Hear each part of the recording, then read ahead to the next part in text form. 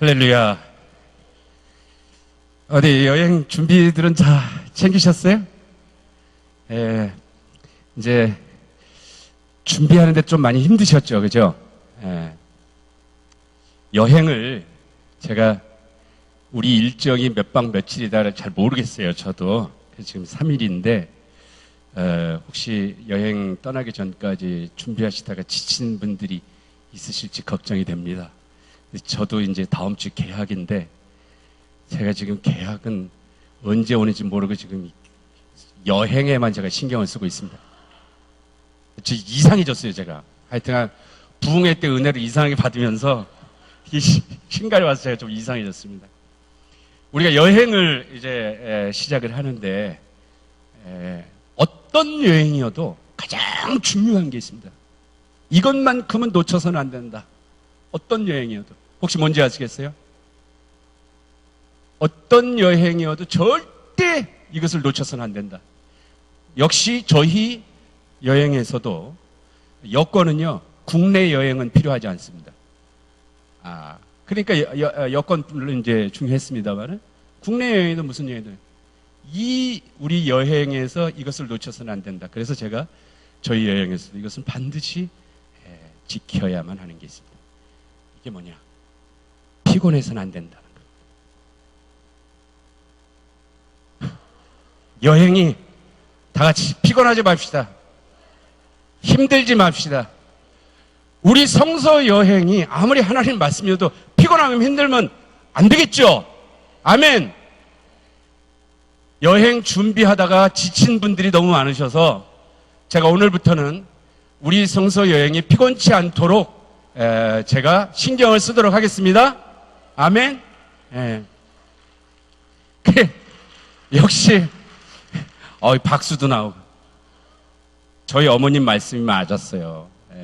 어떻게 하면 목회 잘하겠느냐 했더니 어머님이 설교 짧게 해라이. 그 말씀이 맞습니다.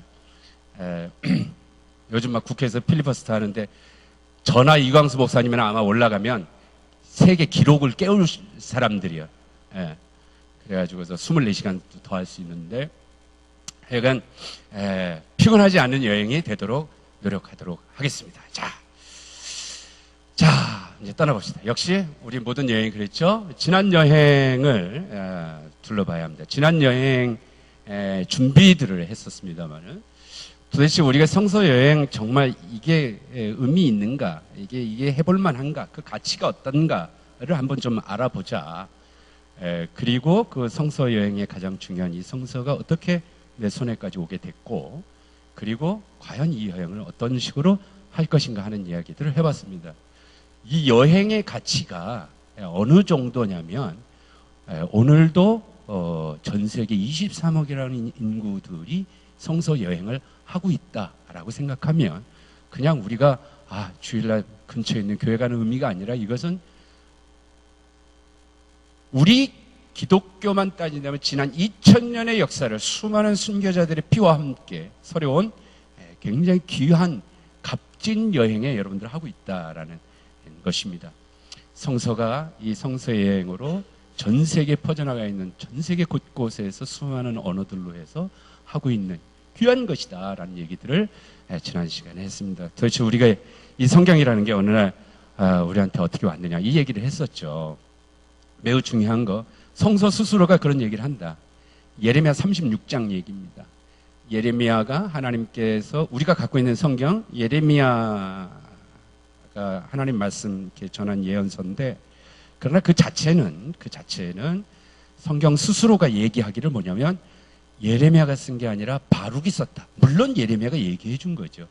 그래서 그 바룩이 예레미야의 말씀을 적은 걸 갖다가 처음 적은 거죠.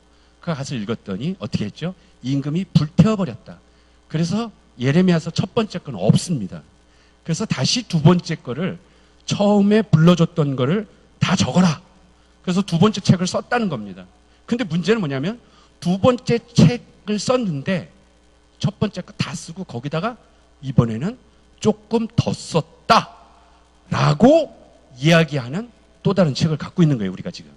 그러니까 최소한 두 번째 것도 없습니다. 아무리 오래 전 거를 가졌다도 우리는 지금 성경을 최소한 세 번째 책일 것이다. 물론 이 세 번째 책도 물론 없지요. 그래서 성경은 우리가 그래서 기본적으로 이야기하기를 어떻게 내 손에 오게 됐느냐 그런 얘기를 했습니다. 이 얘기는 앞으로 여행을 하면서 성서 여행을 하면서 여러분들 굉장히 중요하게 이해를 하셔야 합니다.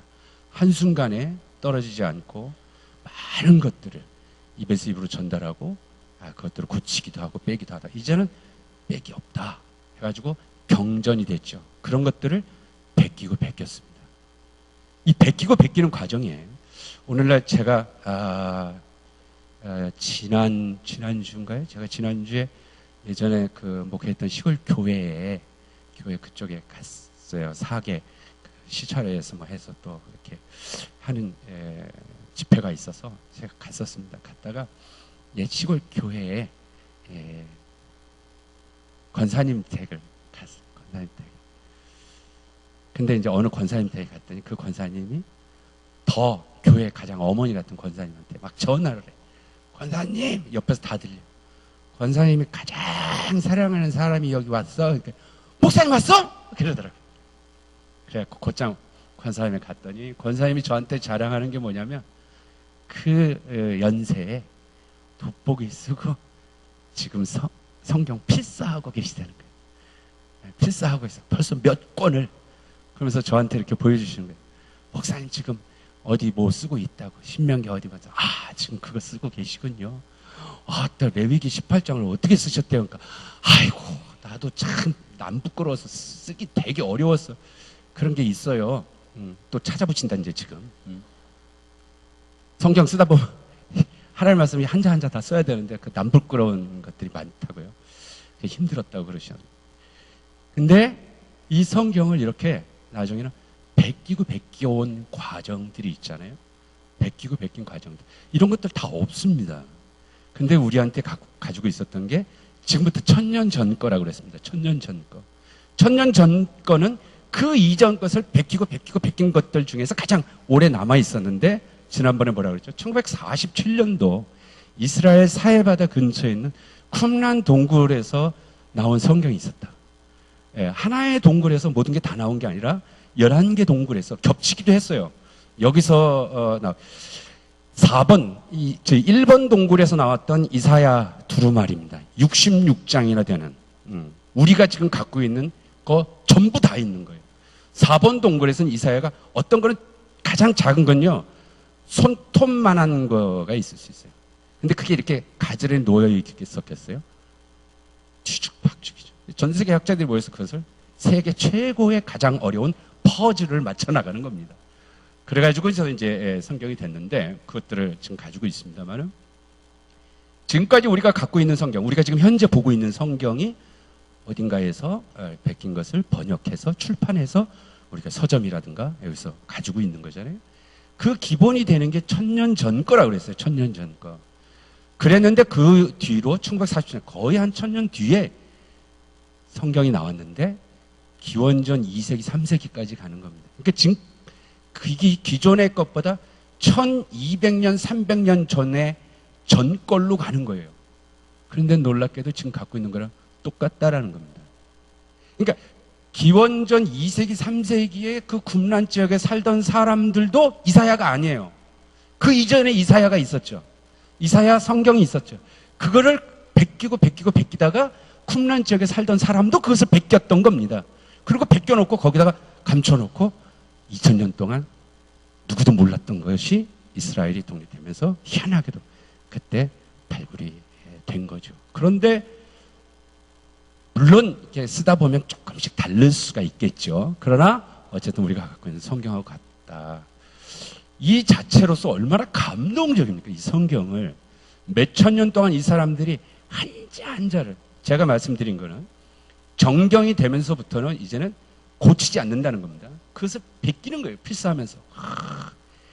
이 역사에 우리가 이름 모를 수많은 사람들의 역사가 우리들의 오늘 이 자리에 앉아서 성서 여행이 얼마나 이게 가치 있는 여행인지를 알려준다는 것입니다. 그렇죠? 그 사람들의 얼마나 그 하나님의 말씀을 읽어왔느냐 하는 그 의미가 담겨 있다. 그 여행의 가치, 여러분들과 함께 떠날 여행인 것입니다. 그래서 가장 중요하게 도대체 어떻게 성서 여행을 어떻게 할 것인가 하는 것 중에서 중요하게 당신의 눈은 수정보다 맑다.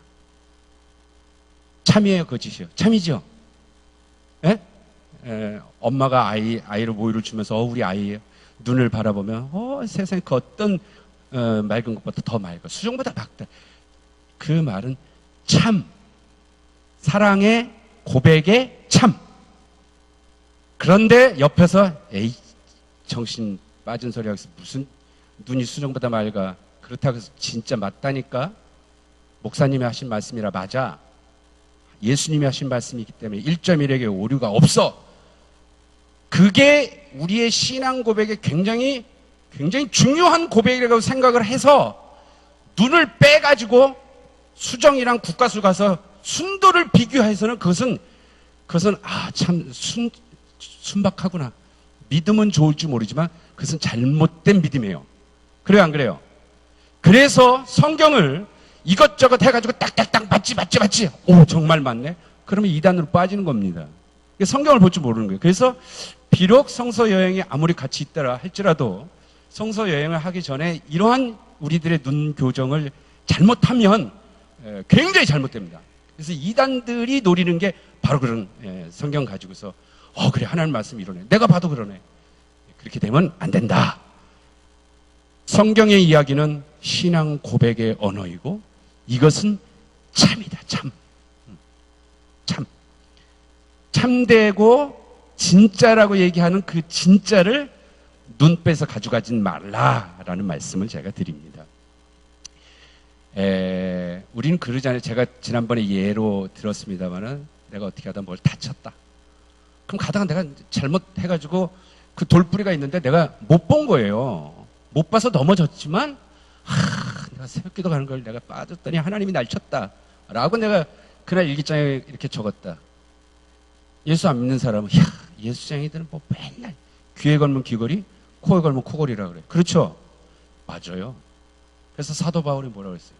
믿음은 믿지 않는 자들에게 복음은 우매한 것이로다.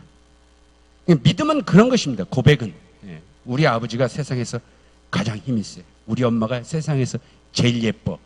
그 고백인 거예요. 우리 하나님 최고. 우리 하나님. 그리고 모든 것들이 하나님께서 해주신다라고 하는 그 믿음의 고백에 담겨있는 의미들이 오늘 우리로 하여금 그 하나님 나도 아멘 하고 받아들인다는 겁니다. 이거를 잘 해야 여행할 때 길 잃어버리지 않는다 하는 것입니다.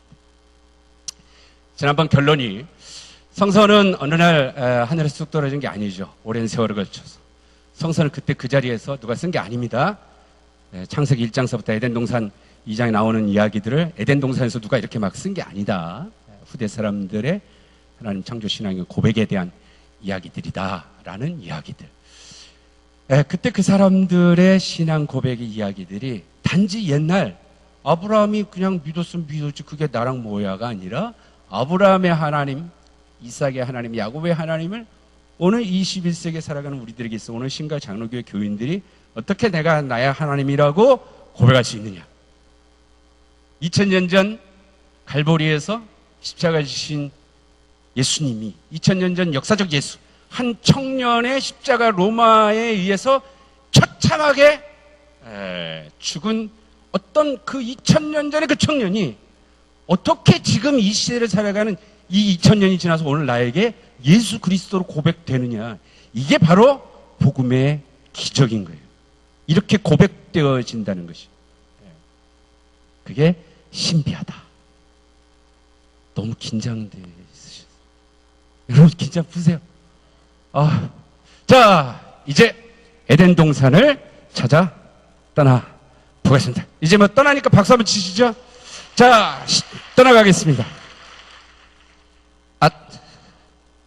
잠깐만요. 떠나려고 하는데 저 양반이 잠깐만 하는 거 보면 뭔가 문제가 있는 것 같아요. 왜 그럴까? 이 여행이 여태까지하고 너무 다르게 굉장히 찬란한 눈부심이 있을 것이다라는 것입니다. 여러분, 저와 함께 떠나는 성서여행에 눈부심이 있을 것 같습니까? 없습니까? 있겠죠. 너무 찬란하고 그러면 눈부시면 제가 얼마나 기가 막히게 보여드릴 것 같아요. 그런데 그게 때로는 눈부실 수 있습니다. 여러분들한테. 여러분, 만약에 제가 기가 막힌 북극의 오로라를 보여주기 위해서 설산을 모시고 갑니다. 너무 멋지죠? 근데 그 눈에 눈부시면 여러분 하나도 못 봐. 아무리 제가 좋은 곳을 데려가더라도. 그래서 눈부심 방지용으로 각자 여러분들에게 뭔가 선글라스를 필요로 해요. 각자에게서 선글라스를.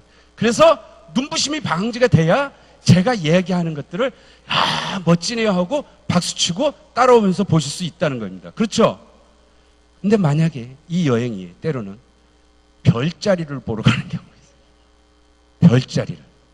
갑자기 저기 계신 분 나가시려고 그러는데 또 여행 가는데 저런 걸 내가 어떻게 챙겨간디야. 걱정하지 마십시오. 저런 거는 전문가용입니다. 그런 건 제가 갖고 갑니다. 요거는 하나만 갖고 가면 되는 거예요. 때로는 성서 여행을 할 때 멀리 보는 저는 전체 망원경이 필요할 때도 있습니다. 때로는 너무 작은 것들을 세밀하게 보아야 할 것들도 있죠. 여러분들이 저런 거 다 챙길 수가 없습니다. 저거 챙겨도 작동하는 법을 몰라. 저거는 전문 가이드가 봅니다. 그래서 제가 가져갑니다. 제가 저걸 안 가져가면 저도 안 보이는 거죠. 그래서 그때 제가 보고 먼 것, 세밀한 것들을 필요한 것에 대해서 여러분들에게 이야기를 해줄 겁니다. 문제는 중요한 거는 여러분들이 각자의 안경들이 필요하다는 것입니다. 이 성서의 찬란한 여행의 안경, 그 도대체 안경이 뭐냐 이거죠. 중요한 것은 성서는 몇천 년 전에 구약 성서에 아주 고대 히브리인들의 그들의 눈으로 보고 그들의 당시의 생각과 말과 입으로 전해지고 기록되고 보존되어 있는 것입니다. 근데 문제는 지금 우리는 21세기의 사람의 눈으로 생각과 우리의 문화로 지금의 이 고대인들이 봤던 자기들의 고백의 성경을 지금 우리가 여행 가서 보려고 한다는 거예요. 그랬을 경우에는 문제가 심각해집니다. 여러분 다 아멘하고 받아들일 것 같지만 문제가 심각해진다는 거예요. 여기서 그러기 때문에 안경이 필요하다. 어떤 안경이 필요할까? 그 성경을 볼 수 있는 눈이. 그 시대 사람들이 봤던 안경이 필요합니다. 그 시대. 타임머신을 몇천 년으로 돌아가는 겁니다. 자, 여러분, 하늘이 돕니까? 땅이 돕니까? 예? 우리는 지구가 도는 걸 알죠? 옛날 사람들은 딱 보니까 해가 저기서 떠서 동에서 떠서 서로 집니다. 당연히 이미 천동설에서 지동설로 바뀐 지가 우리야 그거는 너무 뻔한 세계지만 성서 기록 당시에 히브리인들이 하나님을 고백하던 사람들의 사고와 생각은 하늘이 도는 겁니다. 근데 그게 하나님의 말씀이라고 믿고 우리가 21세기에 이 사람들이 내가 이렇게 생각하는 것은 인간적이야. 그래서 성경이 얘기하는 대로 글자 그대로 믿어야 돼. 해가지고 하늘이 돈다고 하면 우리 여행 돌아버려요. 아시겠습니까? 그렇죠? 충분히 아시겠죠? 고대인들의 사고와 생각과 눈으로 봤던 것들을 왜 그렇게 보게 됐을까를 그 당시에 안경이 필요하다는 겁니다. 그걸 통해서 그들의 신앙 고백의 의미가 그렇다면 내가 안경을 벗고 거울을 보면서 오늘 내 삶 속에서 이 하나님의 신앙 고백이 오늘 나에게서 살아있는 고백으로 나와야 한다. 이게 가장 중요합니다. 이것을 놓치시면 안 됩니다. 안 놓치시겠죠? 다 같이 안 놓치겠다는 믿음으로 저랑 약속한다는 의미로 아멘. 놓칠 거예요, 근데. 하여튼 잘 따라오셔야 합니다. 자, 그럼 해볼까요? 우리 기독교인들은 주님의 말씀대로 사는 삶이다. 여러분 동의하시면 아멘 하십시오. 주님께서 해주신 말씀대로 살 거죠? 비록 힘들더라도 그렇게 살려고 노력하시죠? 좋습니다. 보십시다. 마태복음 18장 8절에서 9절 말씀. 내 손이나 발이 너를 죄짓게 하거든 그것을 찍어서 던져버려라.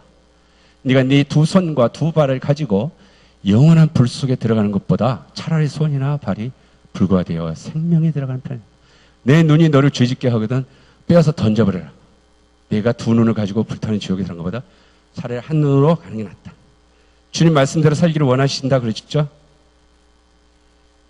자, 저희 예수님 말씀입니다. 어떻게 생각하세요? 고민되죠? 예. 고민됩니까? 안 됩니까?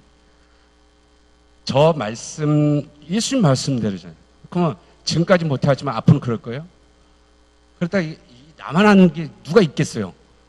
예? 2000년 동안 그리스도의 주님의 복음이 예수님의 말씀이 전파되어 왔는데 주님의 복음을 받은 사람들 중에 저 말씀을 그대로 글자 하나하나대로 믿고 그대로 따라간다면 오늘 남아있는 게 뭐가 있겠느냐. 다시 말하면 여러분 스스로가 주님의 말씀이면서 저것을 글자 그대로 받아들이고 있지 않다는 겁니다. 그렇죠? 자, 왜 그럴까요? 저건 너무 심해. 문제는 뭐냐면 여러분들이 자기의 편의 위주로 어떤 건 문자대로 받아들이고 글자 그대로 받아들이고 이건 심해. 그래서 어떤 거는 그렇게 받아들이지 않고 그렇게 지낸다는 거예요. 다시 말해서 이것은 하나님의 말씀이야. 이것은 예수님의 말씀이야. 라고 해도 여러분들은 글자 하나하나에 그 글자에 매달려서는 안 된다는 겁니다. 그 글자 자체도 원어에 따라서 의미가 다를 수 있고 아까 제가 말씀드린 것처럼 구약성서의 이야기들도 고대인들의 이야기들이기 때문에 여러분들은 우리에게 글자 하나하나대로 정말 하나님의 도심으로 성령의 감동으로 씌워져서 베끼면서 이 몇천 년의 세월 온 이 감동이 주는 게 있지만 귀하게 그러나 글자 하나하나 적은 그 내면에 신앙 고백했던 사람들의 그 신앙 고백의 의미들을 여러분들이 받아들여야 한다는 것입니다. 아멘? 이게 가장 중요한 것입니다. 저에게 지난주 엽서 한 장이 왔습니다. 한번 볼까요? 존경하는 박 목사님께 목사님 주님의 평안을 기원합니다.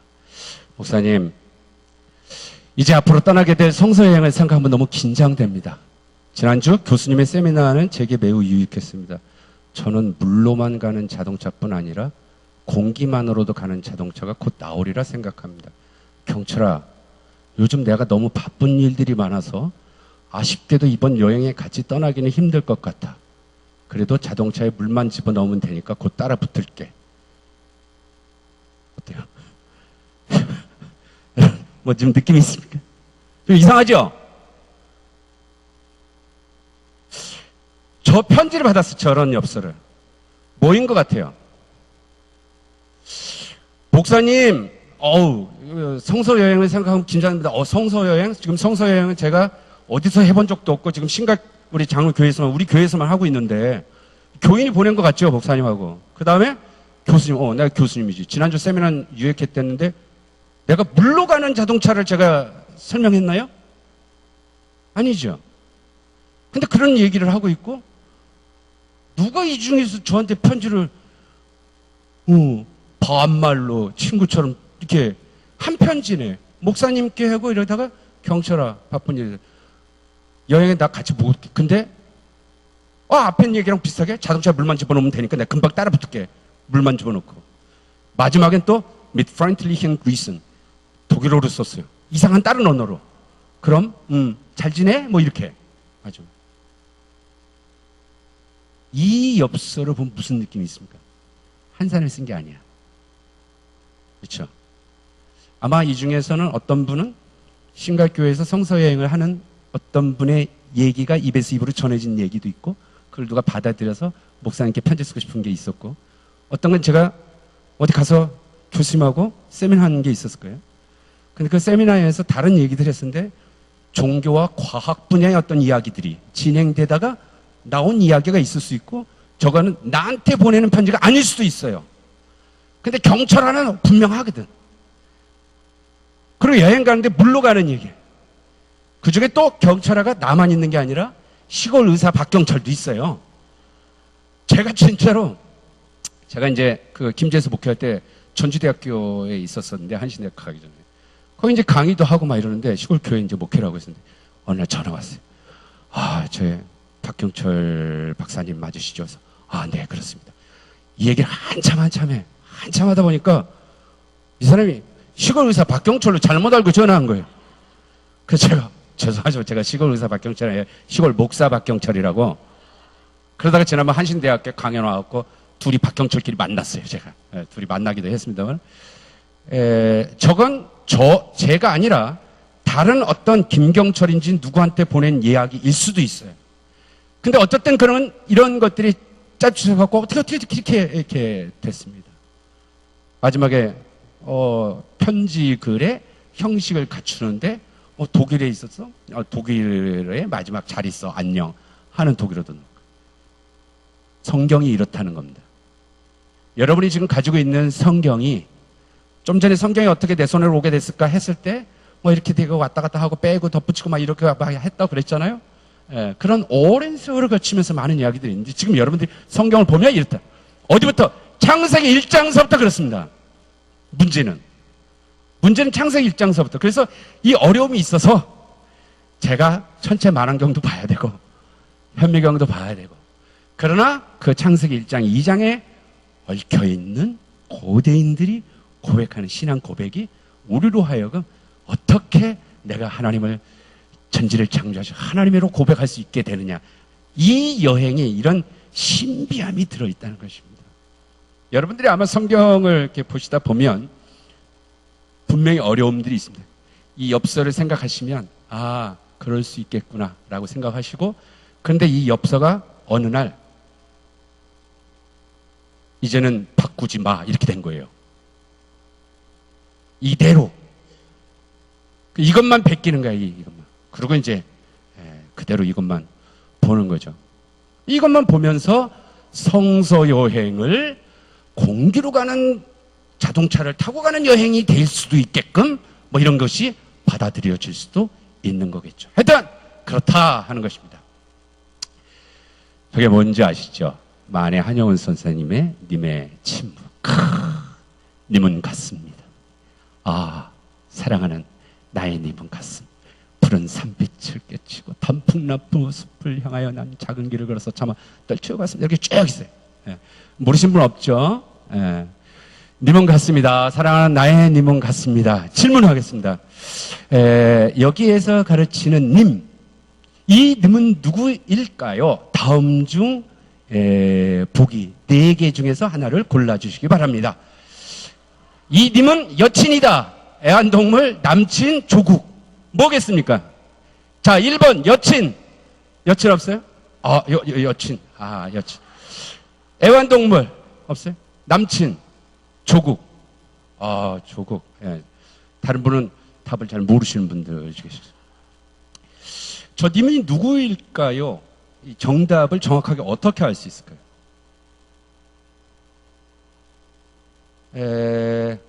가장 정확한 건 만해 한용운 쌤한테 물어봐야 돼.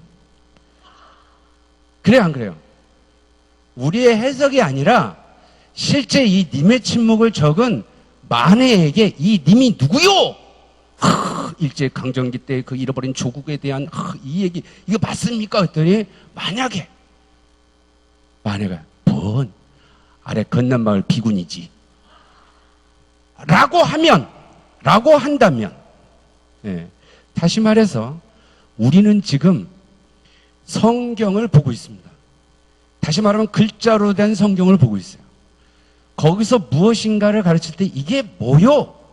라고 물을 때 문제가 뭐냐면, 만해 한영훈도 죽어버렸는데 여러 가지 해석을 통해서 당대의 어떤 그런 독립에 대한 의미로서 이렇게 할 수 있다지만, 보다 정확한다면 본인 스스로에게 물어봐야 되는데, 성경의 저자들이 성경을 썼던 모세든 이사야든 누굴 데리고 와서 이게 정말 뭐요라고 물어보기가 어렵다라는 것입니다. 어렵다. 실제 그것이 무엇이냐 그런 거예요. 그런데 그래서 성경을 통해서 본래 성경을 썼던 사람이 의도한 게 뭔가를 찾아보는 게 의미 있어요, 없어요? 의미 있을 겁니다. 그런 건 이제 학자들이 만환경을 하기도 하고 그렇습니다. 그런데 어느 날 집에 애가 이상해. 말도 안 하고 밥도 안 먹고 이상해. 진짜 이 닦으러 가서도 이도 안 닦고 치약만 축축 거의 총 맞은 것처럼 살아. 도대체 이게 뭐냐 이게 도대체 알 수가 없어. 근데 이상하게 걔 책상에 이렇게 보니까 서랍에 일기장이 나왔어. 그 일기장에 뭐라고 썼냐면 님은 같습니다. 아, 사랑하는 님은 같습니다라고 적혀 있는 걸 봐요. 제가 질문합니다. 여기서의 님은 무엇입니까? 조국이에요? 여친일 수도 있고, 지사님 조심하셔야겠네. 남친일 수도 있고. 잘 보세요.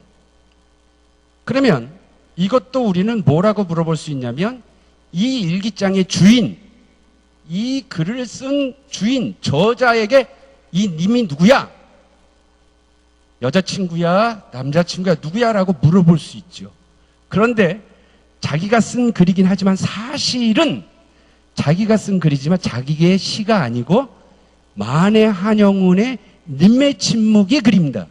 원 저자는 만해의 것이에요. 만해의 것. 그걸 학교에서 배웠던가 자기가 시로 외웠던가. 그런데 그게 어떻게 됐어요? 잃어버린 조국으로 배웠지만 그 시를 외웠는데 지금 현재에서는 나의 사랑의 시련, 나를 떠난 님, 그 님을 생각하면서 내가 그걸 적은 거예요. 성경은, 모세는, 만해 한영운은 그것이 조국이 됐든 뭐가 됐든 저자는 그렇게 적었는지 모르지만 현재 내가 읽은 사람에게 있어서 그 님은 조국으로 안 느껴지고 잃어버린 나의 사랑에 시련받은 나의 다른 사랑하는 떠난 님으로 될 수 있다. 여기서는 해석이 독자가 될 수도 있습니다. 여러분이 성경을 읽다가 모세가 이스라엘 백성에게는 뭐라고 했지만 그게 오늘 내가 읽을 때는 다른 걸로 내 현재에서 내 삶에 다른 걸로도 익혀줄 수 있습니다. 그래서 이게 이 타임머신을 왔다 갔다 타는 여행들이 우리 신앙 고백의 양태들을 보여주게 될 겁니다. 이게 이제 많이 헷갈리기도 하죠. 그러나 이게 꼭 정답이다 아니다? 꼭 그렇진 않다. 근데 저는 저자의 여행이 될 수도 있고 여러분들 독자의 여러분들의 느낌이 될 수도 있습니다만은 제가 강조하는 여행은 좀 다른 여행입니다. 제가 생각하는 님, 사랑하는 나의 님은 같습니다. 이 님이 누구냐? 여러분 대답만 하지 말고 저는 뭐라고 생각하는지 아세요? 저는 모른다. 요 한 글자만 보면 모른다. 근데 앞뒤를 보는 거예요. 앞뒤를 봤는데 앞에서 혹시 이름이 겹치는 분이 계실까봐 뭐라고 얘기는 못하겠는데 하여간 땡땡이라고 할게요.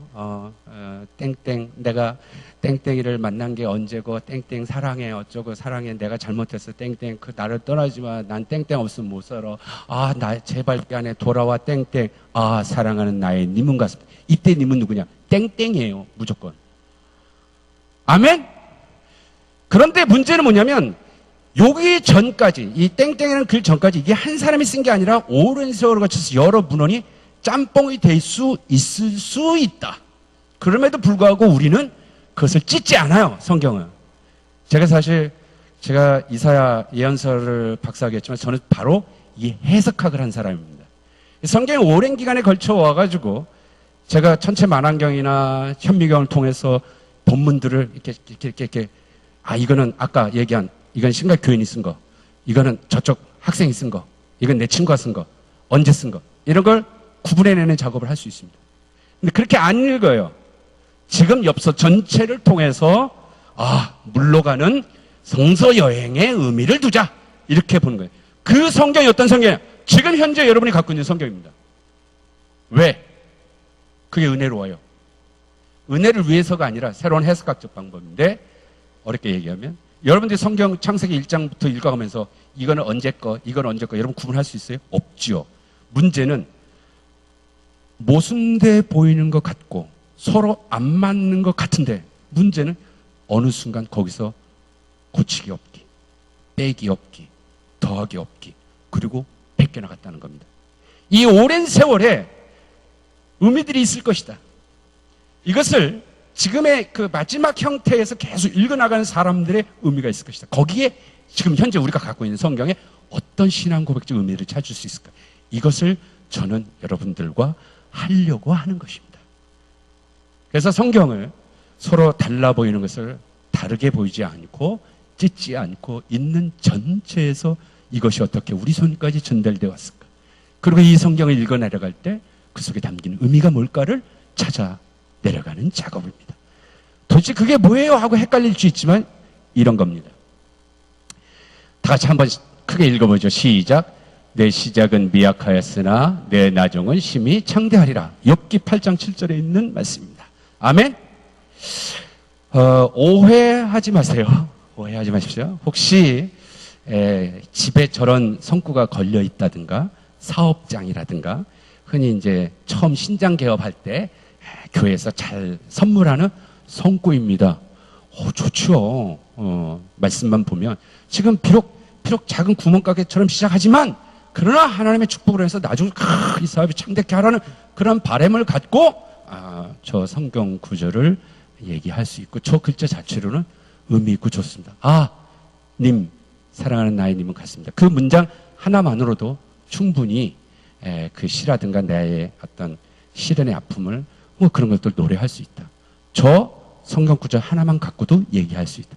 그러나 욥기라는 걸 나중에 한번 욥을 찾아가는 여행을 한번 해보겠습니다. 오늘 우리 목사님께서 기가 막히게 지혜 관련된 얘기를 너무 잘해주셔서 나중에 이제 목사님한테 받아서 저도 이제 나중에 그 요약해서 좀 써먹어야 되겠는데, 나중에 구약의 히브리인들의 지혜 여행을 한번 해볼 겁니다. 지혜 여행을 할 때도 이제 도움이 될 텐데, 그 지혜 문학 할 때, 지혜 얘기할 때 욥을 다루기는 하겠습니다만, 욥기 42장이 있습니다. 여러분 어떤 책을 읽을 때 그 책을 정확하게, 그 책이 의도하는 것을 정확하게 알기 위해서 가장 중요한 게 뭔지 아세요? 독서의 가장 기본 원칙.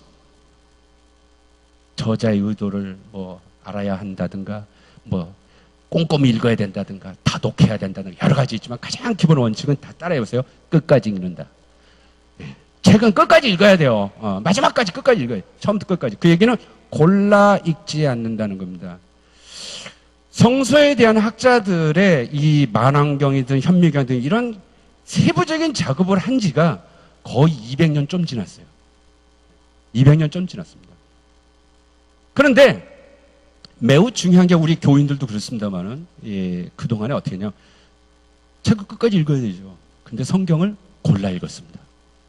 골라 읽다 보니까 이제 저런 게 나타나는 건데, 저거로는 의미가 있죠. 그런데 욥기가 42장이 있습니다. 1장부터 42장. 욥기, 이제 저랑 욥 여행하면 여러분 아마 놀라운 일이 생길 겁니다.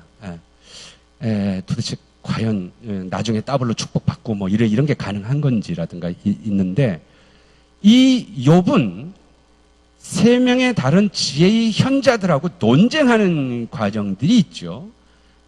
그래서 네가 죄를 졌으니까 네가 고난을 받는 거야. 욥은 아니다. 난 죄진 게 없어. 이렇게 하다가 나중에 이제 하나님이 등장하고, 새 친구들 니네 잘못됐다. 이런 얘기하고, 욥도 회개하고 이런 얘기가 나중에 하겠습니다. 다시 말하면 새 친구들이 잘못됐다는 거예요. 지금 저 말은 욥의 말도 아니고요, 하나님의 말도 아닙니다. 새 친구 엘리바스, 빌닷, 소발이라는 사람이 있는데, 그 중에 두 번째 친구로 등장하는 빌닷이 욥에게 했던 말이에요. 그 했던 말이 뭐냐면, 너 옛날에 잘못했지? 잘못했으니까 빨리 회개해. 잘못했으니까 고난이 당하는 거지. 그러면 안 되는 거야. 너 지금 보니까 요 초라하고 뭐 하지만 그러나 네가 회개하고 그러면 나중에 네가 잘 될 거야 라고 했던 말이에요. 그래서 저거 말은 욥기 전체에서는 하나님이 직접 지적합니다. 하나님이 저 말은 틀렸다는 거예요. 그런데 욥을 통해서 중보 기도를 하게 되죠. 제 말은 성경에 우리가 하나하나를 의미 있게 구절로 요절로 외우는 거 오케이 뭐 의미 있죠. 그 속에서 은혜를 받을 수 있는데 욥기 전체에서 저게 그냥 저 성경 구절로는 은혜가 될지 몰라도 욥기 전체에서는 욥기 전체의 책에서는 성경에서는 저 말은 틀린 말이라는 겁니다.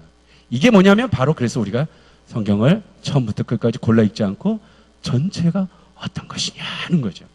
마치 코끼리 뭐 다리 만지기 해서 소경이 코끼리 다리 만지기식이다 뭐 이런 얘기인 거죠. 우리의 성서 여행은 그래서 에덴 동산을 봐도 전체를 보는 것이 되고 전체를 속에서 성서 전체를 속에서 조명하는 여행이 되려고 합니다. 오늘 피곤하지 않으려고 그랬는데요. 빨리 가야겠습니다. 자, 그러면 에덴 동산은 어디일까요? 한번 보겠습니다.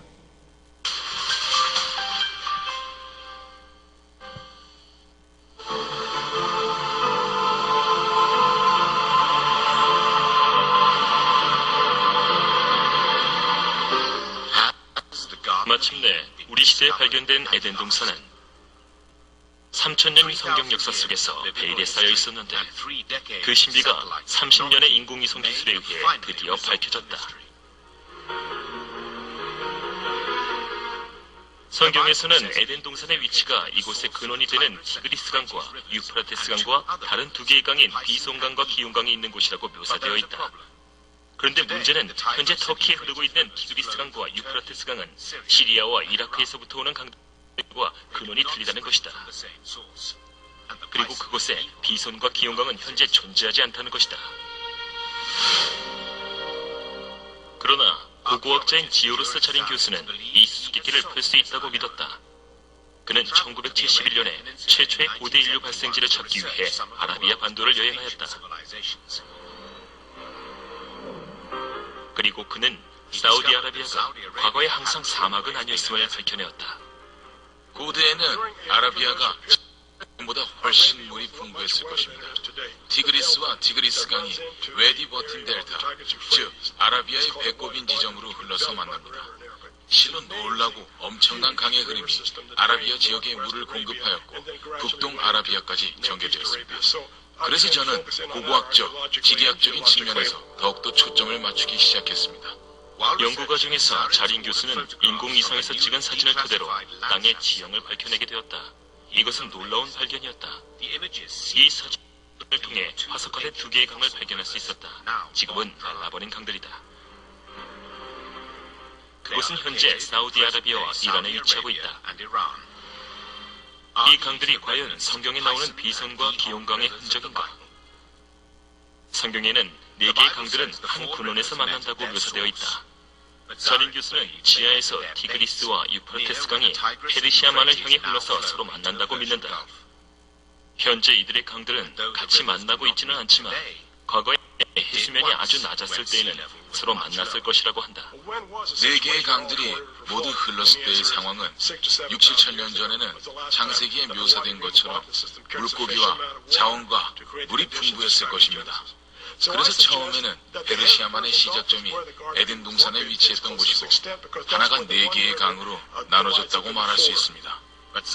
자린 교수 팀은 계속해서 아담과 이브와 에덴 동산에 무슨 일이 있었는지 밝혀내었다. BC 6000년경의 해수면은 지금보다 적어도 150m 정도는 낮았다는 것이다.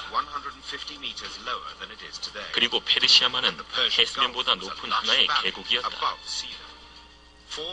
네 개의 강들은 강 쪽으로 흘러서 마침내 하나의 강과 만나게 되는데 이 지점이 비옥한 땅, 바로 성경에 나오는 에덴 동산이라고 말할 수 있다. 네. 어떠세요? 기가 막혀요? 야, 진짜 저거다. 그죠? 이렇게 되면 여러분이 성서여행 준비 챙기면서 했던 거에 깜빡 속아 넘어간 겁니다. 인터넷이나 이런 걸 통해서 보면 에덴 동산에 대한 이야기들은 굉장히 많습니다. 여기에 이상하게 우리가 이렇게 막 솔깃하는 것 중에 가장 큰 거는 성경에 있는 것이 진짜 과학적으로 밝혀진다니 너무나 할렐루야구나라고 하는 우리의 순진한 믿음이 있어요. 두 번째, 딴 사람도 아니고 그래도 영어로 얘기하는데 뭐 인공위성으로 했다는데 이러면 좀 더 또 뭐 교수라는데 고고학이라는데 이거에 뭔가 우리의 어떤 신앙하고 맞아떨어져서 가는 것들이지. 이게 지금 제가 얘기한 게 뭐냐면 바로 성경을 글자 하나하나 문자 하나하나로 따져가는 것입니다. 아담과 하와가 살았던 6,000년 지금 그 얘기를 따지는 것은 성경에 나와 있는 족보에 대한 사람들이 몇 살 살았다 해가지고 그걸로 숫자를 해가지고 갑니다. 그러면 어떻게 되죠? 지구의 연도가 우리가 지금 몇 억 년 뭐 이렇게 얘기하는 한국은 전혀 떨어진 얘기죠. 성서에 있는 글자 하나하나를 마치 하나님의 말씀이니까 수정보다 막다 하고 그거를 국과수에 가지고 가서 검사하려고 하는 그러한 노력들. 이것이 굉장히 신앙에 도움일 것 같지만 이것은 신앙의 도움이 아니라 잘못된 성서 해석학, 잘못된 성서에 대한 관점들.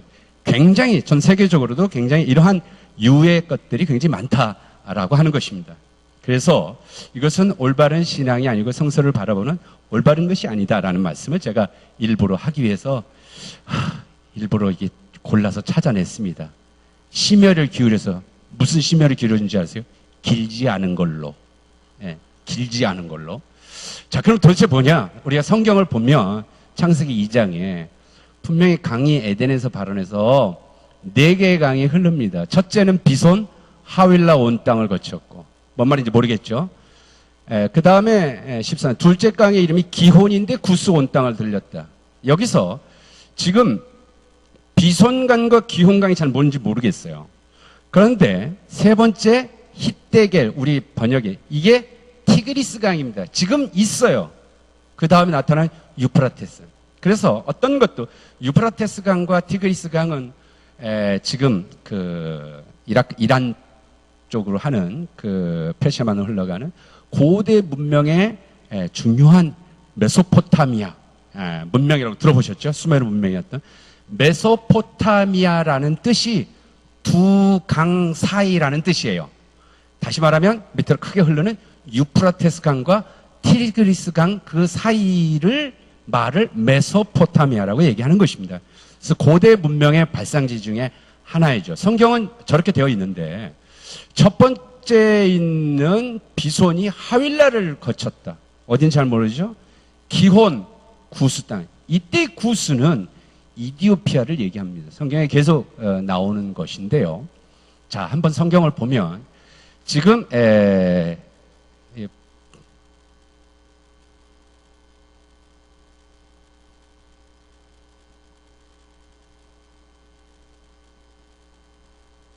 지금 여기 흐르는 곳이 보이시나요? 여기가 유프라테스 강. 다시 할게요. 여기가 유프라테스 강이 이쪽으로 흐르고 티그리스 강이 흐르죠. 여기 이제 사우디아라비아고요. 여기가 이제 시내 반도가 있으면은 여기가 이스라엘이 있고 여기가 이제 이집트 나일강 하류 지역이죠. 요 밑으로 여기가 이쪽 밑이 이디오피아입니다. 나일강이 이렇게 위로 흘러가는 거가 되겠습니다. 그런데 이 구스를 이디오피아라고 하고 그러는데 성경에 아주 재미난 부분을 제가 하나 보여드릴게요. 창세기 10장 얘기는 바벨탑 이후에 노아의 홍수가 끝나고 셈과 함과 야벳에 의해서 그 자손들이 퍼져나간 이야기를 해주는 장면이 있습니다. 함의 아들을 구스와 미스라임과 붓과 가나안이라. 가나안이란 말은 알죠? 미스라임, 우리 번역에 저렇게 썼습니다만 그대로 쓰면 히브리어 미스라임입니다. 미스라임이 어디냐면 이집트예요. 애굽이 미스라임입니다. 애굽이. 아들 이름이 민족 이름이에요. 그거 너무 희한하게 생각하지 마시고 원인론적인 이야기들이 성경에 많죠. 롯의 아내가 소금 기둥이 되고 두 딸이 아버지가 취하게 하고 자식을 얻어서 자식 이름이 뭐예요? 모압과 암몬입니다. 그래서 모압 족속과 암몬 족속에 대한 그 민족의 기원 얘기를 해주시 창세기 그런 얘기가 굉장히 많죠. 자손에 대한 이야기들도 지금 얘기하는 것입니다. 구스의 아들은 스바하일라다. 구스가 이디오피아예요. 그러니까 무슨 얘기냐면 제 말씀은 성서의 세계관이 있어요. 성서의 세계. 고대 히브리인들의 그들의 눈으로 보는 그 안경을 쓰고 보면 민족이라고 하는 그 어원들이 어떻게 나오냐면 옛날 노아 홍수의 함에 의해서 함의 아들이 구스, 이디오피아랑 이집트, 나일강 지역들. 그리고 아까 창세기에 나온 이미 알고 있었던 유프라테스 강과 티그리스 강.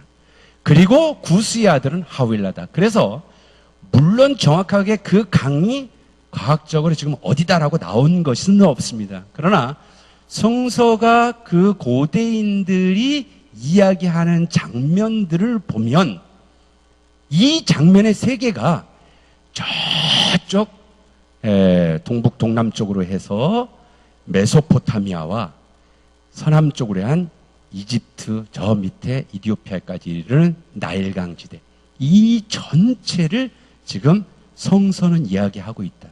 도대체 이 얘기가 뭐냐? 지금 저기 보이시는 거 보이죠? 이집트가 있고 빗금 쳐져 있는 부분. 저걸 좀 더 해보면 노랗게 되어 있는 곳.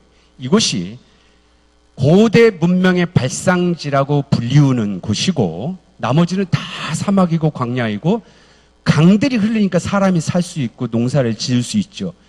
고대 문명의 발상지, 4대 문명의 발상지는 메소포타미아의 유프라테스 강과 티그리스 강이 흐르고 이쪽 서남쪽에서는 나일강이 흐르는 지대를 빗금쳐서 그려봤더니 여기를 가리켜서 흔히 반월형 곡창지대다. 비옥한 소생딸 지역이다. 고대 문명이 발생하고 그것이 자라났고 사람이 살 수 있는 이 전체 지역을 당연히 성경 창세기를 얘기하는 고대 히브리인들의 세계관도 그대로 동일하게 맞아 떨어진다라고 이야기하는 것입니다. 성경을 찾아볼까요? 창세기에 보면 아브라함이 갈대아 우르에서 옵니다. 갈대아 우르는 지금 이라크 남부 바그다드 남부 지역 지금 유프라테스 강과 티그리스 강이 만나서 저기 페르시아만으로 흘러가는 그 끝입니다. 거기서부터 이렇게 불러와요. 그래서 지금의 이스라엘 팔레스틴에 와서 네게브 사막을 거쳐서 베델에 갑니다. 베델에. 그리고 거기 있다가 자기의 조카 롯하고 사람들이 많아지니까 우리 땅을 나눠 갖자 이런 얘기가 있잖아요. 나중에 좀 하겠습니다만은. 그때 롯이 눈을 들어서 요르단 지역을 봤더니 야훼의 동산 같고 애굽 같더라. 그런 표현을 해요. 그 지역에서도. 에덴은 어떤 특정 지역으로 얘기하지 않습니다. 그래서 눈을 들어 너 있는 곳 북쪽, 남쪽, 동쪽, 서쪽 전체를 봐라. 하나님께서 이 모든 걸 준다. 아브라함에게 땅을 주는 이야기. 창세기 15장 18절에 보면 그날에 여호와께서 아브라함과 더불어 언약을 세우시는 내가 이 땅을 애굽 강에서부터 그 큰 강 유브라테까지 이해하시겠어요? 하나님께서 내가 너로 하여금 큰 민족을 이루게 하리라. 너로 하여금. 그래서 내게 큰 땅을 주겠다. 그 땅이 뭐냐면 어느 땅이냐면 저 나일강 끝에서부터 유프라테스 땅 끝까지. 다시 말하면 창세기에 있는 고대 히브리인들의 우리 민족에 대한 조상에 대한 하나님의 약속. 우리에게 전체 땅을 준다. 여러분 우리에게 하나님께서 땅을 다 주신다. 그럼 우리의 세계관이 어디예요? 지구 땅덩어리 다죠. 화성까지 달라는 사람도 있을지 모르지만 근데 당시 고대인들의 세계관은 이집트 나일강에서 유프라테스 강까지가 그들의 세계관이란 말입니다. 이 땅 전체를 하나님 주시겠다는 거예요. 그들은 아시아 한국을 모르고 살았어요. 당연히. 그 땅 전체. 이 땅이 그들은 그 속에서 하나님이 에덴 동산이라고 어디 저기 뭐 이렇게 분양받아가지고 하시는 게 아니라 하나님이 이 전체 하나님의 창조 세계 전체에서 어떻게 그 속에서 무슨 일을 이루어지시느냐. 신명기나 여호수아의 이스라엘 백성들이 가나안 땅 정복하고 하는 이 모든 이야기. 나중에 이사야 선지자를 통해서도 이스라엘의 하나님께서의 축복과 모든 민족들이 오는 모든 세계관들이 끊임없이 나일강에서부터 유프라테스에 이르기까지. 다시 말하면 고대 문명의 그 반월형 곡창지대 전체를 아우르고 있다는 것을 알 수 있습니다. 나중에 저 모습을 또 보도록 하고요. 자, 우리가 여행을 가면 지도가 있어야겠죠. 그렇죠? 지도. 지금 저기 이제 보이는 게 이스라엘입니다. 위에 파란 게 갈릴리 호수예요. 갈릴리 호수. 남쪽 밑으로 내려오면 가운데 시퍼렇게 있는 게 저게 사해 바다입니다. 사해 바다. 전 세계에서 가장 지대가 낮은 곳이죠. 이스라엘 갔다 오신 분들 계시죠? 이스라엘 가시면 가장 먼저 깜짝 놀라는 게 두 개. 첫 번째가 갈릴리 호수가 어마어마하게 큰 바다라는 거. 두 번째, 요단강이 개울처럼 펄짝 뛰어서 걷는다는 거. 이게 가장 매치로 걸릴 줄 알았지. 요단강 건너가 만나가서. 하여튼 저 사이를 흐르는 게 갈릴리 바다에서 사해 바다를 흐르는 게 이제 요단강. 여러분이 보시는 이쪽 오른편이 요르단 지역입니다. 자, 에스겔서에 보면 에스겔서 16장 46절에 너라고 부를 때 이거는 지금 앞에 보면 예루살렘을 얘기하는 거예요. 의인화해서 네 형은 그 딸들과 함께 내 왼쪽에 거주하는 사마리아. 참, 예루살렘 어디 있어요? 예루살렘 여기 있어요 지금. 근데 뭐라고 하냐면 성경의 기록이 여러분들 이제 지도를 펼쳐놓고 봐야 되는데 지도를 잘 봐야 합니다. 동서남북을 잘 펴놓고 봐야지 이 어디가 어디로 가는지 알죠. 그죠? 여러분들이 성서 여행을 할 때 성서의 지도를 잘 볼 줄 알아야 돼요. 그래서 제가 가르쳐 드린 겁니다. 지도, 독도법에 대해서. 성서 여행 독도법. 성경을 보니까 내 예루살렘 왼쪽에 사마리아가 있다는 거예요. 우리한테는 어떻게 보이죠? 북쪽으로 보이죠? 위쪽. 근데 성경은 왼쪽이래. 왼쪽이랍니다. 그리고 저 사해바다 끝에 제가 물음표를 해놨습니다. 오늘날 이스라엘 성지순례하면 저희 가서 롯의 부인을 봐요. 이렇게 사람 서 있는 것 같아. 거기 소금기둥들이 있으니까 그런 이제 얘기들 하겠습니다만 어쨌든 역사적으로 정확하게 어디가 소돔인지는 나온 적이 없습니다. 고모라도 마찬가지고. 어쨌든 근데 성경이 사해바다 그쪽 남쪽이다. 남쪽을 오른쪽이라고 얘기를 한다는 거예요. 어떻게 하면 저렇게 될까? 지도를 눕히면 됩니다. 이렇게. 지도를 눕히면 된다는 거예요. 그래서 예루살렘 왼쪽은 사마리아고 오른쪽은 소돔이다. 앞에는 저 요르단 광야가 쪽이 되고 뒤쪽에 큰 바다 대해 지중해가 되는 겁니다. 다시 말하면 성서를 저렇게 기록하고 우리에게 전해줬던 고대 히브리인들은 지도를 보는 게 저렇게 보고 있었다라고 추정할 수밖에 없는 겁니다. 그런데 지금 예루살렘에서 저 사해바다 건너편이 요르단인데요. 요르단의 수도 암만에서부터 약 남서쪽 30km 정도 내려오면 마다바라는 곳이 있습니다. 마다바라는 곳. 이 마다바라는 곳은 출애굽 여정에도 나오는 그러한 아주 고대의 도시입니다. 고대의 도시야. 그런데 여기서 1896년에 거기 교회가 하나 있는데 그 교회가 히랍 정교회예요. 그리스 정교회. 세인트 조지 교회에 있는데 그 교회 보수 공사를 하면서 했는데 지금 예를 들어서 우리 신가 장로교회 이제 여기 교회 또 새로 지려고 이렇게 하면서 이제 기초 공사를 좀 이렇게 두들긴 거예요. 그랬는데 이 교회가 오래전에 교회터인 거예요. 몇백 년 된 교회터야. 그래가지고 이 교회를 발굴하다 이 바닥을 팠더니 여기서 뭐가 발굴이 됐냐면 약 돌멩이 200만 개로 이렇게 해가지고 모자이크를 만든 바닥에 모자이크를 깔았어요. 뭘로 깔았냐? 지도를 깔았어요. 지도를. 약 550년경. 그러니까 한 1500년이 지나서 거의 1400년 전. 그렇게 되나요? 거기에 그 바닥 그 위에 이제 교회가 계속했는데 몰랐던 거죠. 그랬더니 바닥에 저렇게 모자이크가 되어 있는데 이 모자이크가 뭐가 있냐면 당시 예루살렘이라는 당시 중동 지역의 지도를 그려놓은 겁니다. 지도를. 안 가는 곳이 없죠. 제가 혹시 여러분 제 사진을 보면 맨날 저 빨간 옷만 입고 있어서 한 판에 돌면서 다 찍었다고 생각하지 마십시오. 제가 늘 저만 입고 다녀요. 그래서 그렇습니다. 저걸 좀 더 자세히 보면 저게 예루살렘입니다. 가운데 있는 모습 자세히 안 보이겠지만 거기 이제 그리스어로 다 적혀 있어서 5세기 정도면 다 읽을 수 있습니다. 그리고 저 위로 가서 제가 무슨 얘기를 하려고 그러면 저 위에 사해 바다가 있고 요단강이 있고 다시 말하면 기원 후 550년, 기원 후 6세기의 지도가 모자이크 지도, 가장 오래된 비잔틴 시대의 가장 오래된 성서 지도인데 돌멩이로 박아서 모자이크로 했는데 아직까지도 이때까지도 성경에 봤던 에스겔이 봤던 지도의 독도법을 그대로 가지고 있더라. 이게 성서의 지도입니다. 놀랍죠? 그러니까 우리가 보는 지도의 세계는 한참 뒤고 성서의 세계는 그렇다. 그 속에서 우리들이 지도를 보면서 이제 우리가 갈 곳들을 찾아 나서려고 합니다. 좀 피곤해지시는 것 같은데? 여행은 피곤해지면 안 되겠다. 그렇죠? 그럼 에덴 동산 어딜까요? 에덴 동산. 가장 중요하게 우리가 얘기했던 거 잊지 마십시오. 고대인들의 세계관에 대해서 우리가 어떻게 21세기에 살아가는 사람들이 이 성서를 통해서 어떻게 우리가 하나님을 고백할 수 있느냐. 여기에 필요한 타임머신을 필요한 그러한 안경들이 필요하겠다라는 얘기를 했습니다. 에덴 동산 어디냐? 성서의 세계 그 전체 세계관을 가르칩니다. 창세기 1장서부터 우리가 가는 이 속에서 펼쳐지는 이스라엘 역사의 시작이죠. 성서의 시작점입니다. 이 시작점을 여러분이 잘 맞춰야 나중에 여행을 마치고 다시 원점 회귀해서 다시 돌아올 수가 있습니다.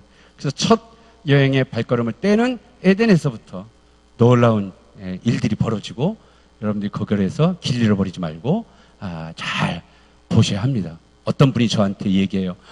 목사님, 옛날에는 어떻게 뱀이 말을 했나요? 뱀이 어떻게 말을 했어요?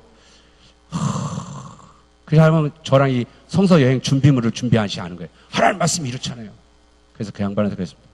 옛날에는 우리나라에서는 옛날에는 호랑이도 담배를 폈습니다.